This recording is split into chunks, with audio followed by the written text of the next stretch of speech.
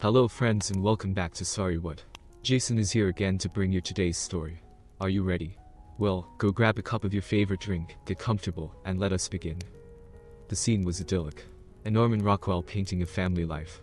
Of course this one would never have made the cover of the Saturday Evening Post. My mother-in-law stood on the left side of the hospital bed, my mother stood on the right, both gazing lovingly at the bed's two occupants, my wife, and her one-day-old baby latched onto her and feeding. Newborn babies are not cute. Far from it, but of course parents and grandparents think otherwise. But as I watched, I had to agree this little girl was not bad looking. At least the mottled red of her face had changed to a light pinkish color. The waxy vernix that looked like lard and had covered her the day before had been washed away. Even her cone head-shaped skull was already rounding out nicely. I suspected that in time she would grow to resemble the woman she was latched onto, Susan, my wife of the past 6 years, and the love of my life. My wife sat in the bed covered to the waist but bare above that. Although they were now engorged by the hormones causing them to swell and produce milk, my wife's melons had always been large and firm. While she was proud of them and called them her best feature, she had a great body overall, and everyone who knew her would describe her as cute. She had that bubbly girl next door quality about her. Now she pushed her assets forward for the little thing to feed. Part of me was enjoying the scene. Part of me was repelled, not by view, but what it represented. I stood quietly and watched Susan nurse the baby, while both her mother and mine coached her needlessly. I say needlessly because Susan was a natural. Plus she and I had attended hours of parenting classes that included feeding instruction, as well as the rest of newborn child care. I stepped to one side as the labor and delivery nurse and another woman knocked and then stepped into the room. This is Ms. Denkins from admin. She has the application for the certificate of live birth for you to fill out, the nurse, whose name escaped me, said. A brief thought flashed through my mind how this would be surreal in any other setting of our society. A woman sitting bare-chested nursing a baby while others discussed business. Here it was a usual occurrence. Don't rush. Finish nursing your baby, Ms. Denkins instructed Susan. When you get a little time, fill in the information in the highlighted blanks. Of course your hospital records already have most of the information we need, like place and date of birth, but we will need your and your husband's full names, and your maiden name, your ages, and several other things. Take your time. We will enter the rest and submit it to the parish courthouse for you. You will get a copy of the birth certificate itself in the mail in a couple weeks. With that, Ms. Denkins turned and left. Honey, why don't you take this and fill out the information? After all, I am kinda busy right now. Susan suggested with a smile I did not return. No, I think I'll let you fill it out later when your hands aren't full, I answered. Besides, I think we should wait until the DNA tests come back to know if I am the father or not. If this were a scene in a movie you might hear the screech of the needle as it scratched across the record. All movement stopped. For those of you who were born in the digital age and don't know what a record is, it is a disc made of vinyl onto which sound was embossed mechanically with a stylus into grooves. With the use of the needle following those grooves and the magic of electricity, the sound was recreated. But I digress. To say my audience was shocked would be an understatement. 3 of the 4 females stared at me, frozen with mouths agape. The fourth, the baby, was the only one not looking, and the only one to make a sound when the nip she had been sucking was pulled forcefully from her mouth. Her wail did not quite block the loud gasps the 3 women made collectively. My mother-in-law was the first to react. Are you out of your mind? Why would you even think such a thing? Then she looked at Susan, whose face showed astonishment, morphing into speculation, and then to an angry glare. How dare you accuse me of having another man's baby? What kind of woman do you think I am? Then she stopped and attempted a smile that did not quite work. Oh, I get it, today is April Fool's Day. You are pranking us. Well, that kind of joke is not funny. You should know better. Her body posture belied her words. Her shock was evident. I stood there watching her. Oh, I'm not kidding in the least, I stated coldly. I'm sure a strong possibility exists that I am not the father. How could you think I'd ever cheat on you? Have I ever given you the slightest reason to suspect me? Name one time I did. Just one time I gave you any reason to think I was seeing someone else. Instead of answering her question, I said. So you went with your default response. Deny, deny, deny. And you are even doing it with a straight face. I'm impressed. I turned to my mother-in-law.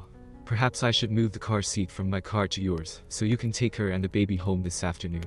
I hope you can stay with Susan for a while. I know both you and Mom offered several times, but we told you we could handle it. She could use the help since I am not going to be there. I turned to walk out of the room and only stopped because I reacted automatically to the terse command from behind. Stop right there, Jason Luz Fontanet. My mother's voice reached out and froze me in place.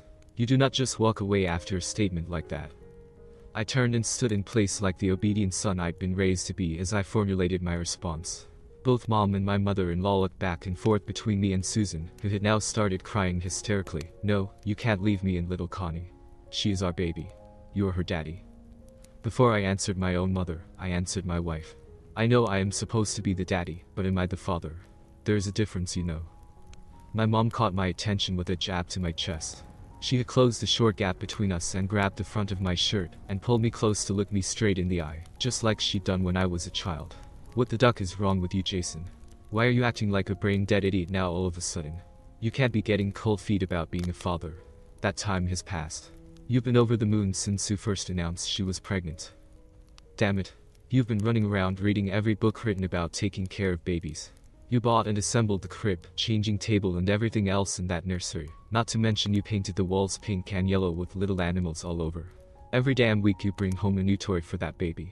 Hell, some of them she won't be able to use until she starts walking. Mom finally took a breath as she stared intensely into my eyes. So why the change now? I've had a little revelation, I said. I'm not so on board with the program. I'm sure you noticed. Yeah. Tony, my mother-in-law piped up from the side. We all noticed you have not once held Connie or even looked really closely at her. We thought it funny and figured the reality of being a parent was just now hitting you. What the hell is going on? If that baby is mine, I'll step up and take care of her. I'll do my best to be the best damn dad I can. I said with an intensity that made both my mother and Tony step back. I was totally into being a dad. But that ended last week when I found out I might not be the ducking father.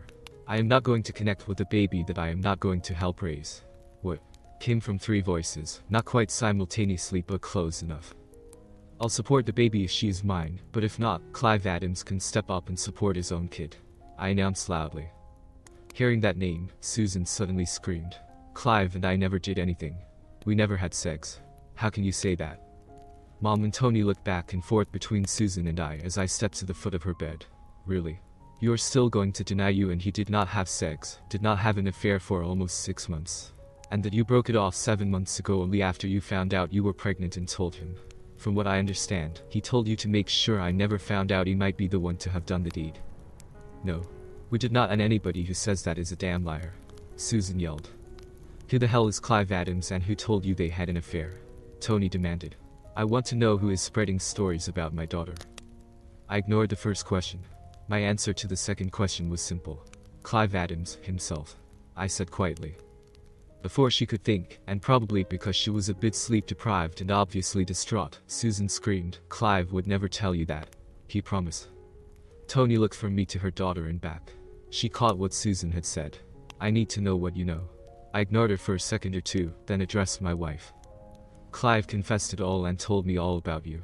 Of course, I had his balls in a vice at the time, so he told me everything between his screams. I said. Bullshit. Clive was fine yesterday when he called to check on me and the baby. Susan screamed back. She was stressed, having just undergone childbirth and might not have realized what she said. But her words rang true. All three of us heard her. Tony slumped momentarily. I glanced at my own mother who stood wide-eyed, taking it all in. So you are still talking to your old boyfriend? I offered. Did he offer you any more words of advice or encouragement about how to keep me in the dark about his possibly being the father? Susan began to bawl. Her screeches were so strident, 2 nurses rushed into the room. We were so careful. You could not have known. Nobody knew. She's had a little shock. I said in explanation to the first nurse. To give her credit, she glared at me in defense of her patient. I guess my tone of voice was a little off to her way of reckoning. We were discussing possible fathers for her to name on the birth certificate application. The nurse still stared at me. Well, apparently she expects me to write my name in the space.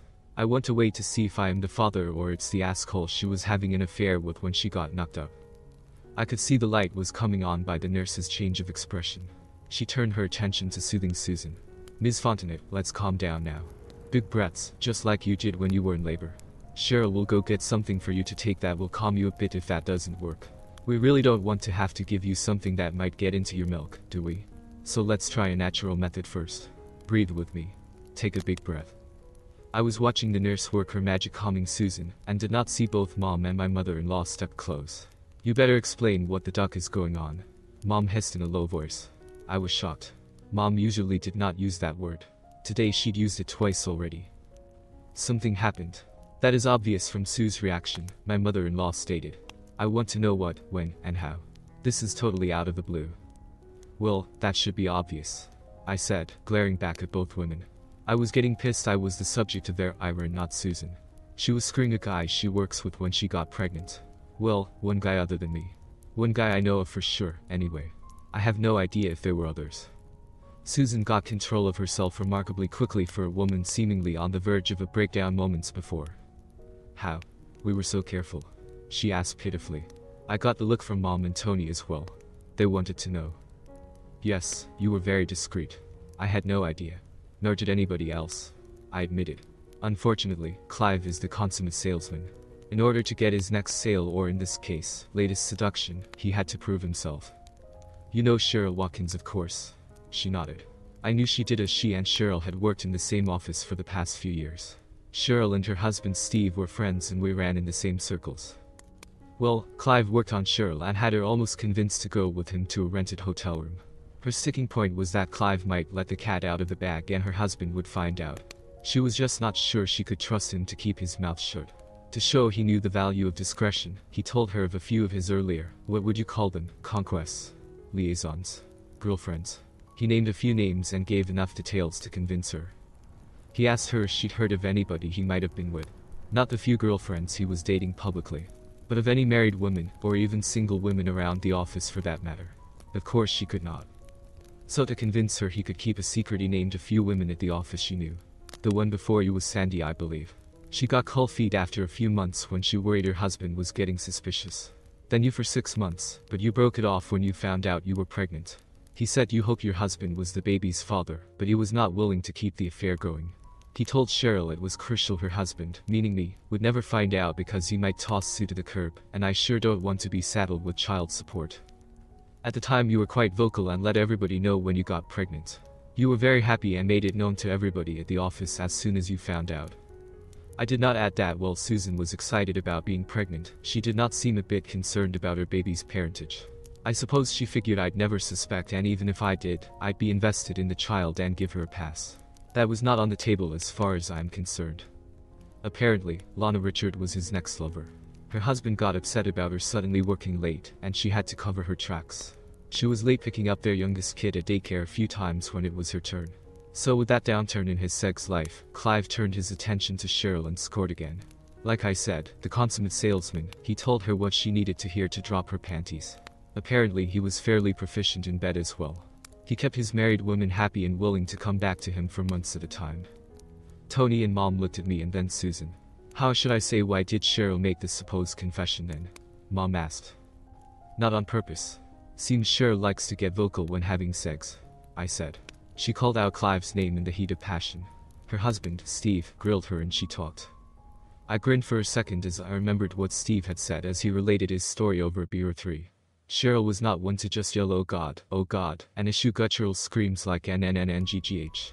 NNNNGH, I'm coming, like Susan does in the throes of oh. Cheryl likes to talk and put her desires into words. Like dug me harder. I need you clock.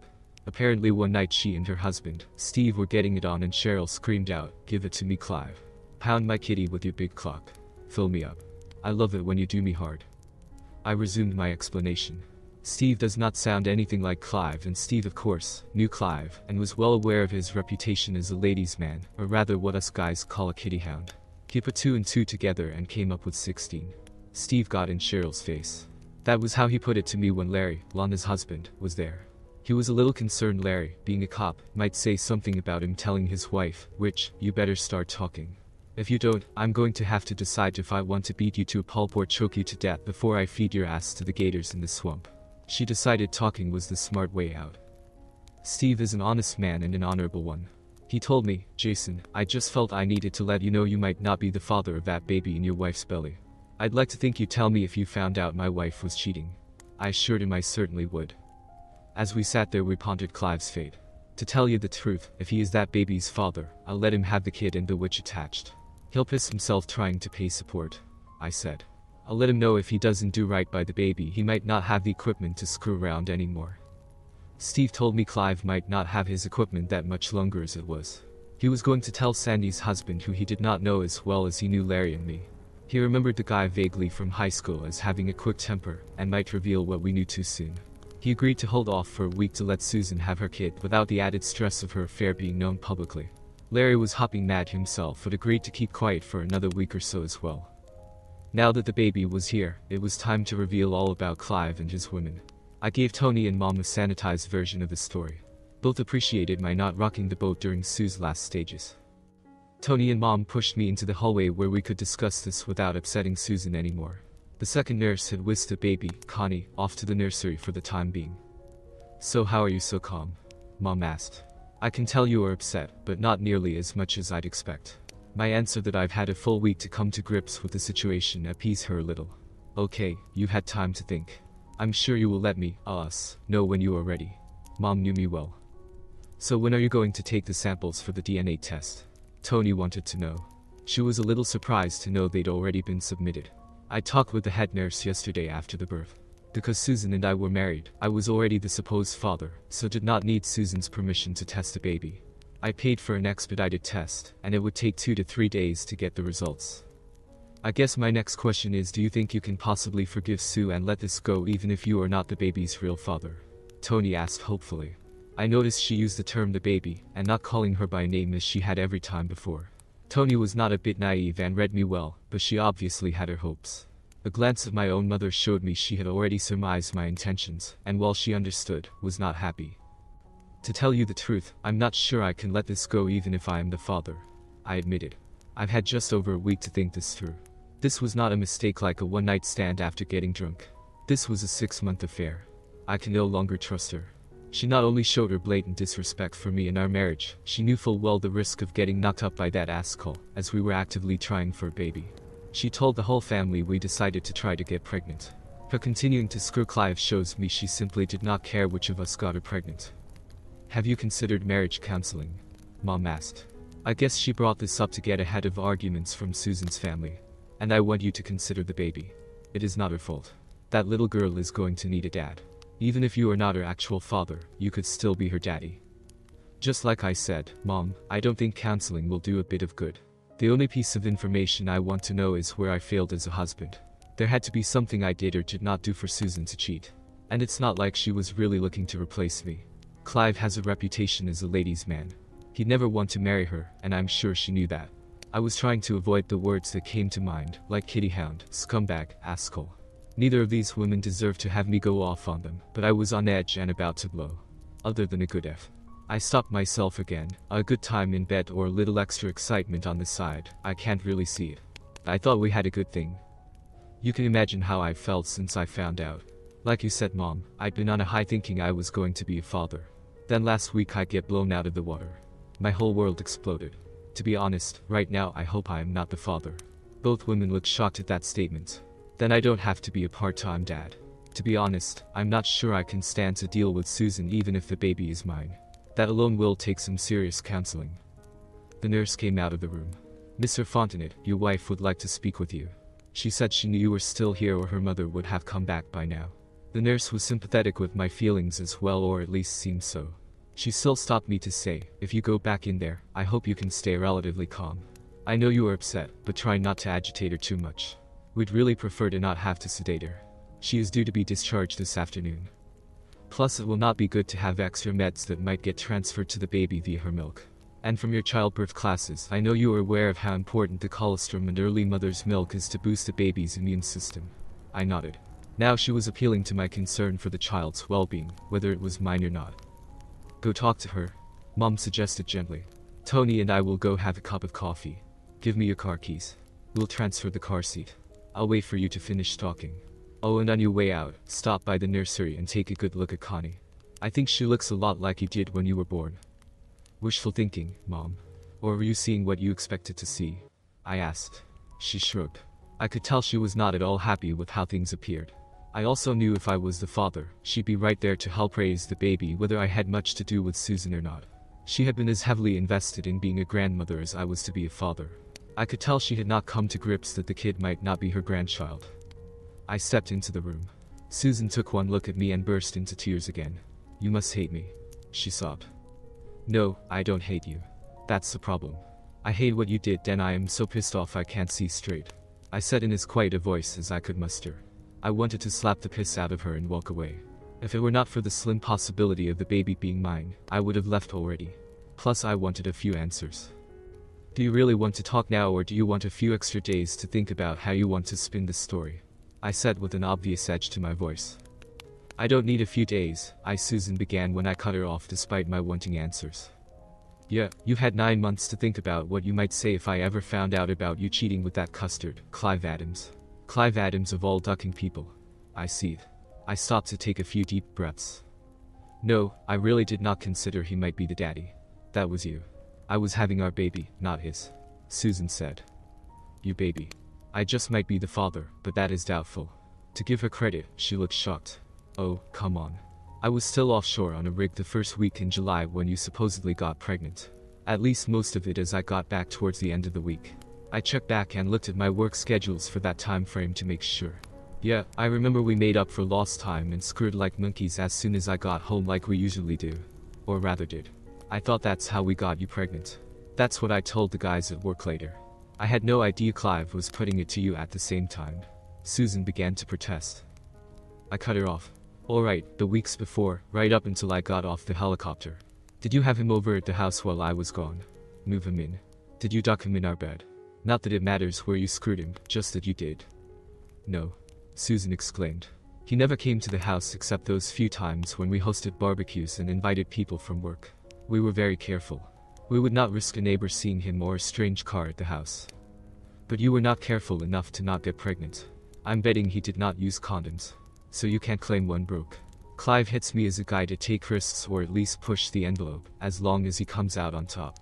I did get checked for STDs this past week. I suggest you get screened anyway, I said. Barely audible, Susan muttered it was part of her early pregnancy examinations. I didn't think that is routine. I offered, a little surprised. I told my doctor I wanted to make sure you hadn't caught something while away on business, Susan said, sheepishly. I'd spent 2 or 3 weeks on one oil rig or another and then 2 weeks home. Sometimes, my time home got cut short if there was a problem I needed to troubleshoot.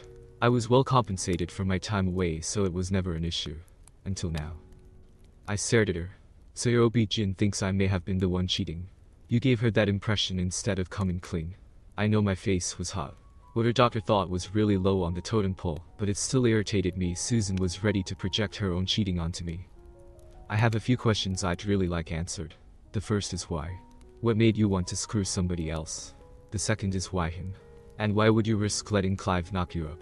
Why didn't you go back on the pill and just say you wanted to wait longer before trying for a baby, so you could screw him without the risk? I was trying really hard to not get angry. I don't know. I was lonely. You were gone a lot. I needed you and Clive was there. We started talking and next thing I knew we were having sex. I knew he was not interested in a long-term relationship. As the next question, I'd already started seeing Clive before we decided I'd go off my birth control. He hates condoms. I doubt after I had sex with him to lessen the risk a bit. I know that is not the best preventative, but I thought it'd be the best way. Keeping your legs together in the first damn place would have been a better way. I muttered sarcastically. Susan looked like she'd been slapped. I hoped she would not shut down on me before I had my other questions answered. So you cheated on me for about 4 months before you actually got pregnant. And continued for 2 more afterwards. I offered, just to move the conversation on. Susan nodded. I suspected I was pregnant, but I did not want to give up the sex until I was sure. I sort of rationalized it by telling myself if I was already pregnant, it didn't matter if I kept seeing him. I heard you tell our moms Clive broke it off with me. That was true. He did not want to keep risking you'd catch us, and he'd be stuck supporting the baby if it was his. So you discussed the possibilities with him, I said. Susan nodded. Of course. We both figured you'd never realize Connie wasn't yours, and there was a great chance she is. When you got home that first week in July, we screwed all the time. Clive and I did not see each other at all when you were home, Susan reported.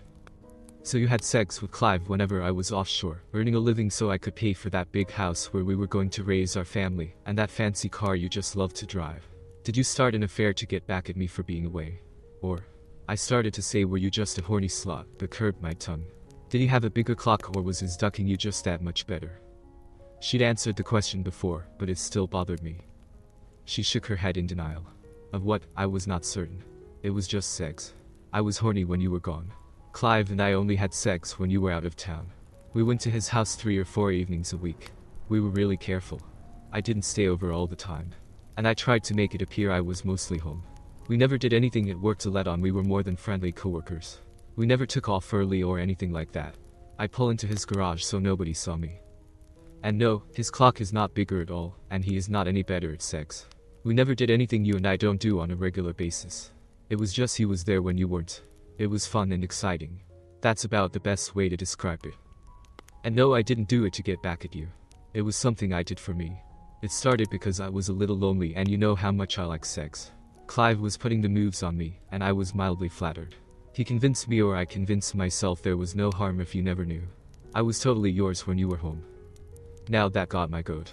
No matter how many times she said it or how she rationalized it, I could not accept it. If you were mine only when I was home, you were not totally mine. I said with what I hoped was an even stare. You were married to me but somebody else's slut. I could not suppress saying that. You were very careful to not get caught. But then you got pregnant. I suppose you never thought of a couple things. What I might do if someday I found out our oldest child was not mine. Like through some fluke such as a difference in blood type. Or her not looking like our other kids. And that was even if you did not cheat on me again and let some new guy knock you up the next time. Or go back to Clive for another kid. I added bitterly. Susan shook her head frantically. No. I vowed never to mess around on you again. And I knew once you bonded, you would never leave Connie even if you weren't the sperm donor. Look how you've been acting. Like our mom said, you're already totally invested in that baby. Clive agreed. Couple things. I suppose you kept talking to Clive about the possibility he was the father. You said he called yesterday to check on you. And obviously you two discussed how to handle me to keep me in the dark, and my possible reaction in the future. Susan began to wring her hands. And the operative word was as in I was invested in being that baby's daddy. Both moms noticed I have not once held her. I have not changed her diaper, nor swaddled her. I have not even got much more than a quick look at her from several feet away. I'll try to change that if the DNA test shows I am the father after all. Tell me something. You never really cared if I was the father, Clive, did you? I asked. I was not surprised when she answered.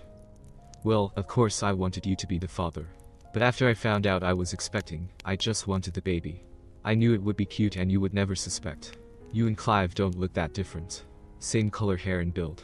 You'd be her daddy and it would never matter. I hope to have you around more to be with both of us. You know full well I have already started cutting my time offshore. I gave up some of that great bonus money and started spending more time in the office instead, coordinating activities from there. I happily took the pay cut. You've been happy I was home more, so I thought. If my being away was such an issue, you should have said something long ago. All you would have had to do was ask. I was doing it all for you. Well, that is gonna change for sure if I am not the father. It's back to the rigs. I'm gonna work out there until I find a woman who wants to be with me and only me. Not a slut who can't keep her wedding vows intact and her legs together when I am not around. I said hotly. Susan began to cry again. But I need you to help me take care of the baby. We are a family. What about us? We've done great for the past 7 months. I've been the best wife. I never even looked at another man. We could go to counseling. Right now, I'm not sure there is an us anymore. We'll have to work something out if I turn out to be the father. For now I won't be around. Not until I get the DNA results. I've already moved my clothes and most of the stuff I care about keeping. That shocked her. She asked where I was going. I got an apartment. I did that last week. I wanted to wait until you had the baby before moving out. Tony is going to stay with you for the time being. My mom might help some too. I know she wants to. She is praying it's her grandbaby. I turned and walked out. Susan was crying, but not the hysterical bawling like earlier. I almost ran square into Tony and my mother, who had obviously been listening at the door. Yeah, so I listened. Sue me. Tony said. Don't go too far. Maybe you two can still reconnect, especially if Connie is yours, she added hopefully. Seriously. You said you listened. Did you not catch on to a couple very pertinent facts, like she never once said she was sorry she cheated? She has no regrets. She simply said she was lonely and horny and how unfair that was for her. She did not even seem to be concerned I may not be the father. She just expects me to pick up the pieces and accept things. That is pure ducking evil. Tony looked shocked at my vehemence. Her eyes filled with tears. Mom tried to calm things down. We moved the car seat and got it buckled in. Mom said, I'm going to pack a bag and help for a few days even if you are not the father. Sue has been my daughter for the past 6 years. I can't just give up on her yet. Now don't get me wrong. I don't condone what she did. What she did pisses me off too. If she had not just had a baby, I think both Tony and I would slap the sheep out of her for being so stupid. I told them where my new apartment was when they asked. I did not tell them I had consulted an attorney and had already protected my half of our assets after paying off and canceling our credit cards. I simply locked our investment accounts. Neither of us could touch that money without the other a court order. I told the lawyer to draw up the papers citing adultery, even though that would not be an issue in our state. Susan might be stuck at home for the next few days, but that did not mean she could not do something with our money online. I would rather be safe than sorry. I had been 99% sure our marriage was over. The 1% was the niggling doubt because up until a week ago I'd been happily married. And that 1% had just been dumped in the trash. I knew I could never trust her again. I phoned Steve on my way home, or rather to my new apartment. Right now I could use a drinking buddy. I'd arranged to take a few weeks off work when the baby came to help get my wife get settled, the male version of maternity leave. At the moment, I did not want to be by myself. Steve could easily get away during the day, so he met me at the bar. He worked for his father-in-law's company, and did not think he'd have his job much longer anyway. Not after Cheryl's confession. "I take it you confronted Susan," he began. I nodded and told him how the conversation went down. "Well, I've been to the same lawyer you saw. Good thing is Cheryl's dad insisted on a prenup when we got married. He wanted to protect his business, and she owns a chunk of stock. Not that she gets paid any dividends or has any real say, but he needed her on the books to fulfill some kind of legal requirement as a person on the board of directors. She'll keep that stock, but I'll get almost everything else." We talked already and he knew Susan would get half of our community property, which was a pretty decent amount. We both worked for our whole marriage and she earned a good salary. I hoped to raise enough fuss to not have to pay her alimony. I figured Tony might help with that. And child support was only an issue if the baby was mine. I still had my doubts. "I'm gonna get stung," I groused. "The courts are gonna nail me even though I did nothing wrong." Larry and I went to see Don Duquette, Sandy's husband, and told him about his wife and Clive. Steve said. Like I figured, he about blew gasket. Larry, being a cop, warned him about doing anything stupid. I agreed. Don was pissed at us and couldn't believe we were going to let Clive get away with making us cluckles. He called us kiddies for not kicking Clive's ass as soon as we found out. Larry surprised the sheep out of me when he said, "If the duck said anything about letting the custard get away." I said, "Don't do anything stupid. That means anything to get caught. Clive is not worth going to jail over because you do something rash." "Don may have a quick temper, but he is not dumb," Steve said. He said, "So I need to make sure I'm not caught when somebody takes Clive's balls off." We joked about that, and he calmed down enough to sit still. "You know we gotta do something to fix the son of a witch." I agree. Clive needs to be taken down, but it has to be done just right, and destroying his teeth is not the right approach. I told him how Clive had called Susan, supposedly to check on her and the baby, but to really make sure I was still in the dark. Steve looked at me like I lost my mind. "You can't let him get away with that. He can still pay child support if he's a eunuch.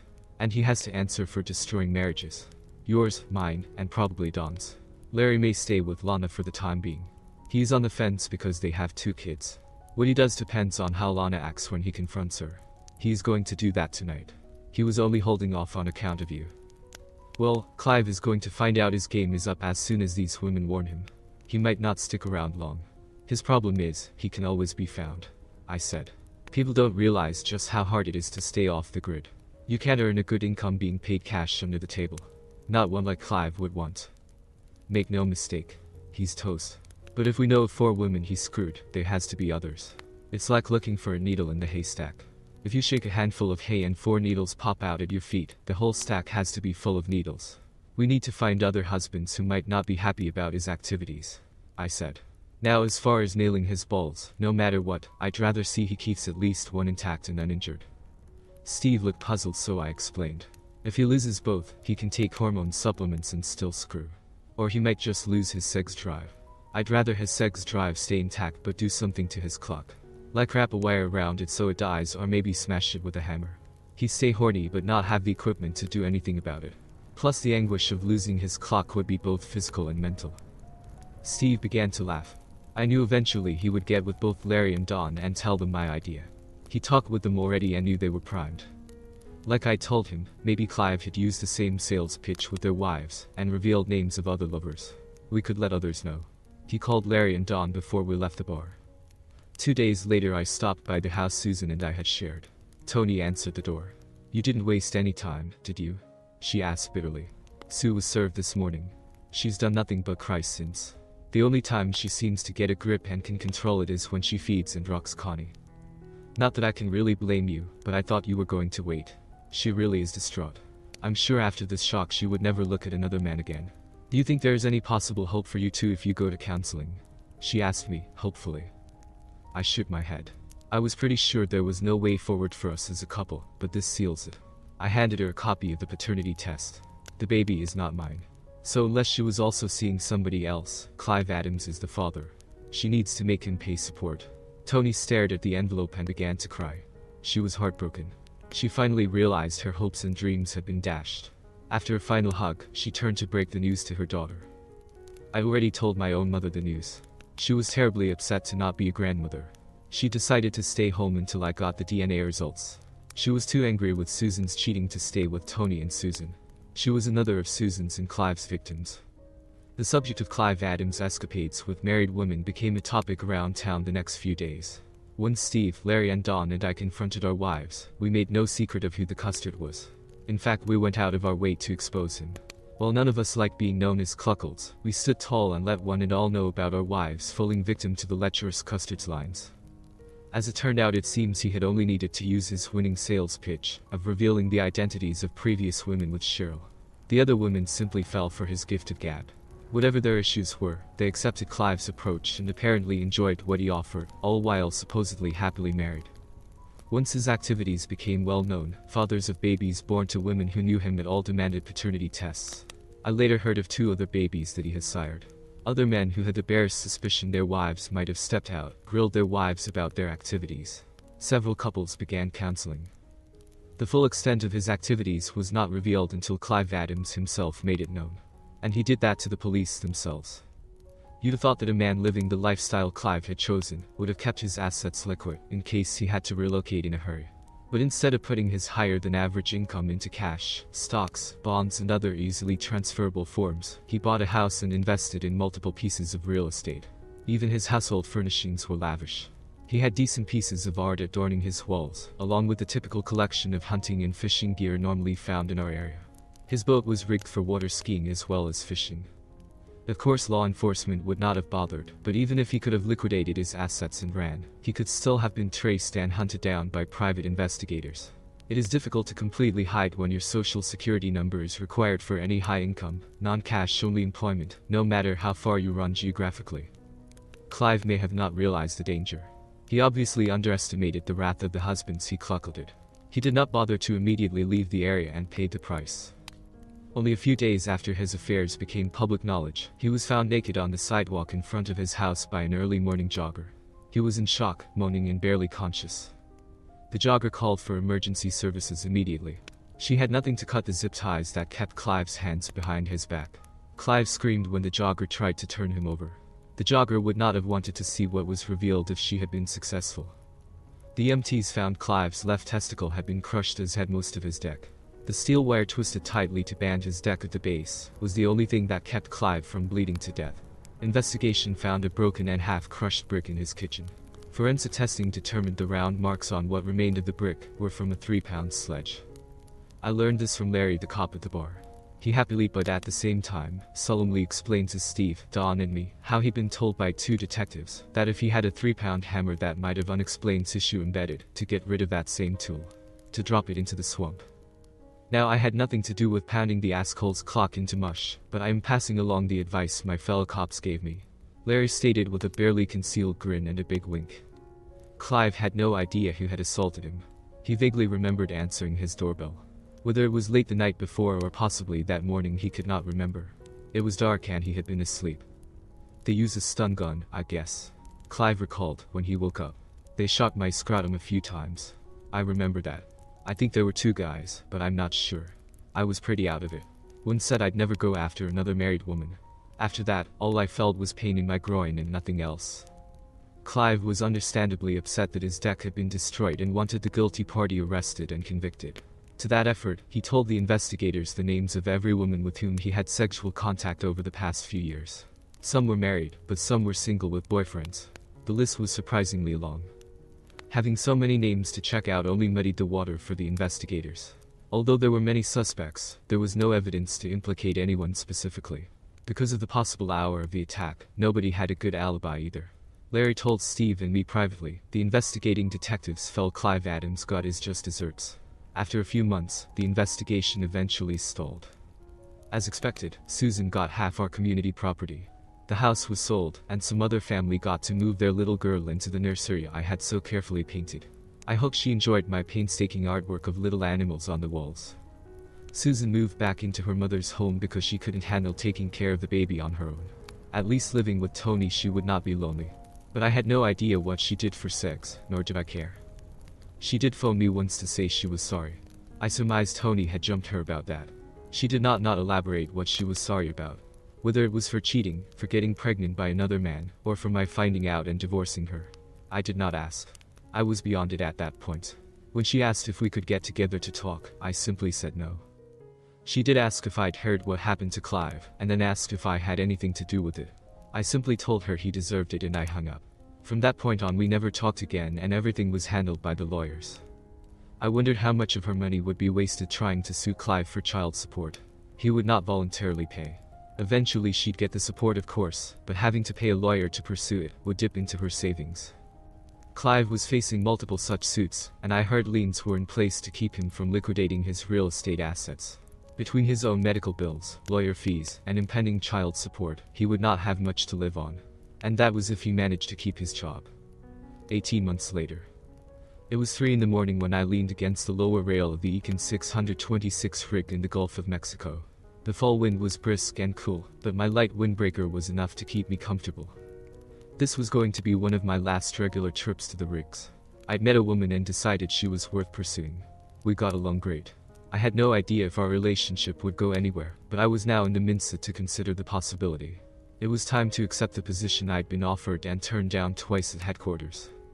I unzipped my light jacket and touched the lump hanging over my belt. I had no idea why I'd held onto it for so long. I tried to throw it away several times but never did. The risk of keeping it was too great and totally irrational, but somehow holding it made me feel better. Like I'd taken my own back. Before I could consider it anymore, I pulled the heavy hammer out of its concealment and dropped it into the sea. That's it for today's story, friends. Don't forget to like and subscribe before you leave, and I'll see you in the next video.